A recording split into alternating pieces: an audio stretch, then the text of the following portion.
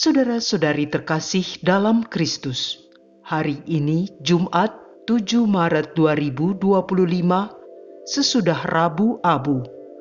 Bacaan dibawakan oleh Felicita Zahara, Mazmur dilantunkan oleh Agustinus Ronald, dan renungan ditulis oleh Julius Andrianto.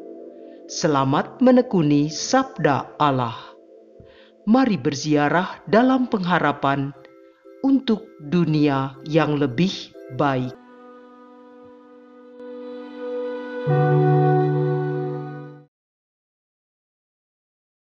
Dalam nama Bapa dan Putra dan Roh Kudus. Amin. Tuhan Yesus Kristus, betapa hati kami berkeinginan untuk hidup seperti yang telah Engkau ajarkan. Sertai kami, kuatkanlah kami selama masa Prapaskah ini untuk membuka diri terhadap sesama dan tidak membeda-bedakan. Sehingga masa Prapaskah ini sungguh merubah hidup kami. Karena Engkaulah Tuhan dan Juru Selamat kami. Amin. Bacaan dari kitab Yesaya, bab 58, ayat 1 sampai dengan 9a. Beginilah firman Tuhan Allah. Serukanlah kuat-kuat, janganlah tahan-tahan. Nyaringkanlah suaramu bagaikan sangkakala. Beritahukanlah kepada umatku pelanggaran mereka, dan kepada kaum keturunan Yakub dosa mereka. Memang setiap hari mereka mencari aku, dan suka untuk mengenal segala jalanku. Seperti bangsa yang berlaku yang benar dan tidak meninggalkan hukum Allahnya, mereka menanyai aku tentang hukum-hukum yang benar. Mereka suka mendekat menghadap Allah dan bertanya, "Kami berpuasa, mengapa engkau tidak memperhatikannya juga? Kami merendahkan diri, mengapa engkau tidak mengindahkan juga? Camkanlah, pada hari puasamu, engkau masih tetap mengurus urusanmu, dan kamu mendesak-desak semua burumu. Sesungguhnya, kamu berpuasa sambil berbantah dan berkelahi, serta memukul dengan tinju dengan sewenang-wenang. Dengan cara berpuasa seperti ini, suaramu tidak akan didengar di tempat tinggi. Inikah puasa yang kukehendaki, mengadakan hari merendahkan diri, menundukkan kepala seperti gelaga, dan membentangkan kain karung serta abu sebagai lapik tidur? Itukah yang kau sebut berpuasa, mengadakan hari yang berkenan pada Tuhan? Bukan, berpuasa yang kukehendaki ialah engkau harus membuka belenggu-belenggu kelaliman dan melepaskan tali-tali kuk, membagi-bagikan rotimu bagi orang yang lapar, dan membawa ke rumahmu orang miskin yang tak punya rumah. Dan apabila engkau melihat orang telanjang, supaya engkau memberi dia pakaian, dan tidak menyembunyikan diri terhadap saudaramu sendiri. Pada waktu itulah terangmu akan mereka seperti fajar, dan lukamu akan pulih dengan segera. Kebenaran menjadi barisan depanmu, dan kemuliaan Tuhan barisan belakangmu. Pada waktu itulah engkau akan memanggil, dan Tuhan akan menjawab. Engkau akan berteriak minta tolong, dan Ia berkata, "Ini aku." Demikianlah sabda Tuhan.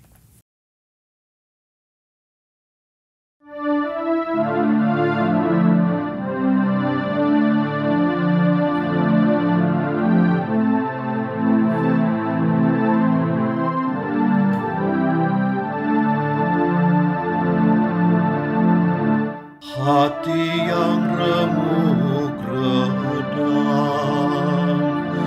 tidak akan kau pandang hina ya Allah. Kasihanilah aku ya Allah, menurut kasih setiamu. Menurut besarnya rahmat-Mu, hapuslah pelanggaranku.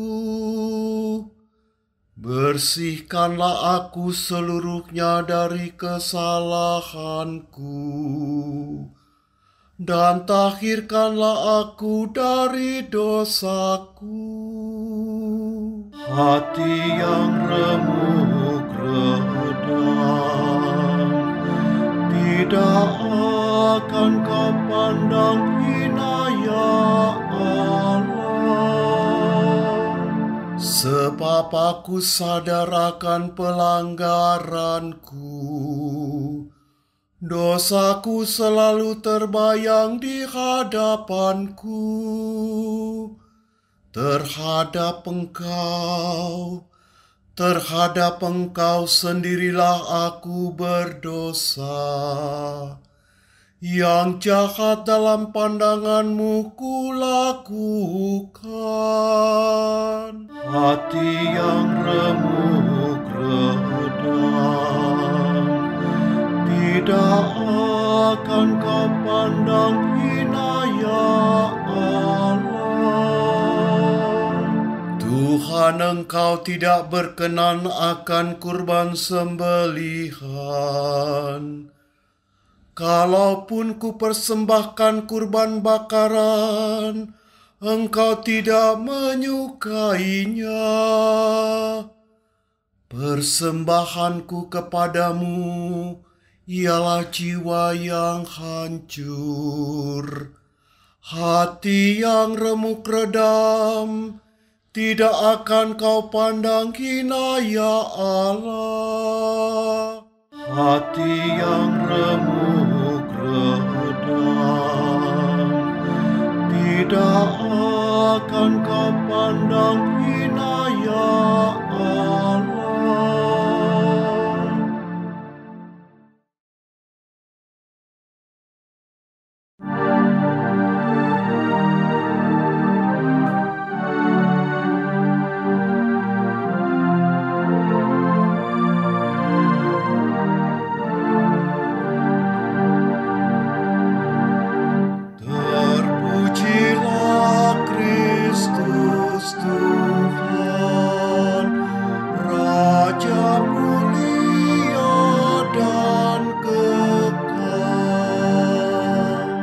Carilah yang baik dan jangan yang jahat, supaya kamu hidup,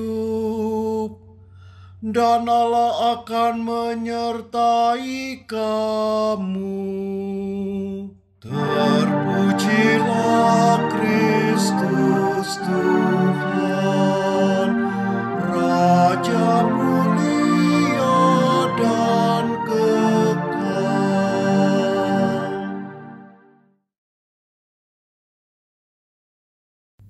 Inilah Injil suci menurut Matius bab 9 ayat 14 sampai dengan 15. Sekali peristiwa, datanglah murid-murid Yohanes kepada Yesus dan berkata, "Mengapa kami dan orang Farisi berpuasa, tetapi murid-murid-Mu tidak?" Jawab Yesus kepada mereka, "Dapatkah sahabat-sahabat mempelai laki-laki berduka cita selama mempelai itu bersama mereka? Tetapi waktunya akan datang, mempelai itu diambil dari mereka, dan pada waktu itulah mereka akan berpuasa." Demikianlah sabda Tuhan.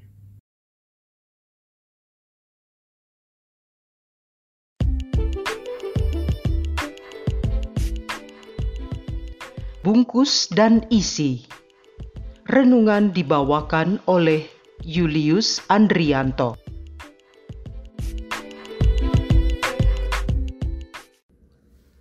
Ibu, Bapak, dan saudaraku terkasih, kami dari The Power of Word mengucapkan selamat memasuki masa Prapaskah 2025. Semoga Allah menyertai kita semua, baik dalam rencana dan persembahan kita sekeluarga untuk hidup ini. Ada satu kata pada hari ini yang ingin saya sampaikan untuk sama-sama kita renungkan juga hari ini, yaitu kata kemasan. Atau dalam bahasa gampangnya itu bungkus. Coba kita perhatikan beberapa kalimat ini. Rumah itu asri, rumah itu indah. Itu adalah bungkus, itu adalah kemasan. Pesta pernikahannya meriah, itu juga kemasan, itu juga bungkus. Dia itu pejabat Pemda, dia itu pengurus Dewan Paroki. Itu pun juga bungkus, termasuk juga kecantikan, ketampanan dan seterusnya. Itu juga bungkus.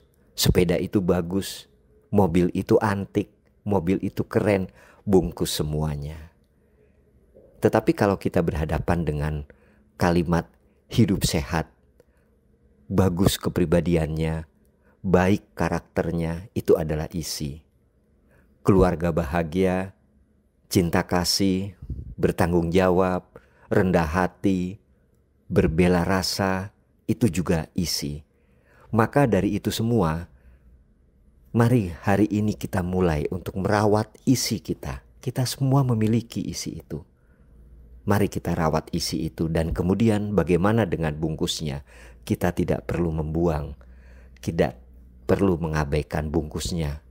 Tetapi mari kita rawat bungkusnya. Supaya apa? Antara bungkus dan isi bisa seiring sejalan. Orang itu tampan, orang itu cantik, dan dia juga berbela rasa. Dia itu rendah hati. Dia itu adalah pejabat Pemda, dia rendah hati. Rumah itu asri, rumah itu mewah. Keluarga itu bahagia, keluarga itu penuh cinta kasih. Maka dalam Injil hari ini, murid-murid Yohanes dan kaum Farisi, kita melihat hanya bungkusnya saja. Mari kita perhatikan kalimat ini. Mengapa kami dan orang-orang Farisi berpuasa, tetapi murid-muridmu tidak? Mereka mengabaikan isi atau inti dari berpuasa yang sesungguhnya. Puasa itu tidak sekedar berpantang ini dan berpantang itu, tidak sekedar boleh ini dan boleh itu. Puasa adalah sebuah masa untuk melakukan perubahan hidup, bertransformasi hidup dengan melibatkan Tuhan dalam hidup kita, mendekatkan diri kita kepada Tuhan yang mengasihi kita. Yesus kemudian meluruskan pemahaman mereka. Kita baca kembali apa yang dikatakan Yesus. Dapatkah sahabat-sahabat mempelai laki-laki berduka cita selama mempelai itu bersama mereka? Namun, akan datang harinya mempelai itu diambil dari mereka, dan pada waktu itulah mereka akan berpuasa. Jadi ketika Yesus tidak ada dalam hati kita, ketika kita jauh darinya, bahkan ketika hidup kita menjauh, pada saat itulah kita membutuhkan satu masa untuk merefleksikan hidup. Kemudian kita mendekatkan diri kepadanya. Disinilah letak sebuah perubahan hidup, transformasi hidup menjadi lebih baik. Maka kita akan sukacita saat Yesus sang mempelai itu ada dalam diri kita. Dengan adanya Dia dalam hati kita, maka kita akan mudah berbuat sesuatu serupa apa yang telah Dia ajarkan. Sehingga kita bisa menunjukkan kasih kepada sesama, berbagi sukacita, memberikan perlindungan, penyembuhan atau pengampunan dalam hidup bersama. Itu seperti yang dikatakan dalam bacaan pertama tadi.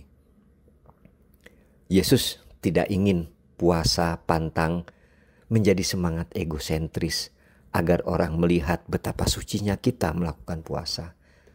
Tetapi melalui tindakan yang nyata dan sederhana kepada sesama, orang pun juga bisa melihat dan mengenal betapa baiknya Allah yang kita imani. Yesus juga tidak menolak makna tradisional pantang puasa sebagai tanda pertobatan. Namun kita juga diingatkan bahwa tanpa kepedulian sosial dan solidaritas yang nyata, pantang puasa kita pun menjadi tidak bermanfaat. Sekali lagi, selamat memasuki masa Prapaskah. Tuhan memberkati kita sekeluarga. Amin. Marilah kita berdoa. Tuhan Yesus Kristus, kami semua mempersembahkan seluruh rencana dan niat dalam masa Prapaskah ini, sehingga kami dapat merubah kehidupan kami seperti yang Engkau kehendaki. Dampingilah kami selalu dalam masa Prapaskah ini, agar tetap setia kepada cita-cita kami untuk menjadi lebih baik, karena Engkaulah Tuhan dan Juru Selamat kami. Amin. Dalam nama Bapa dan Putra dan Roh Kudus. Amin.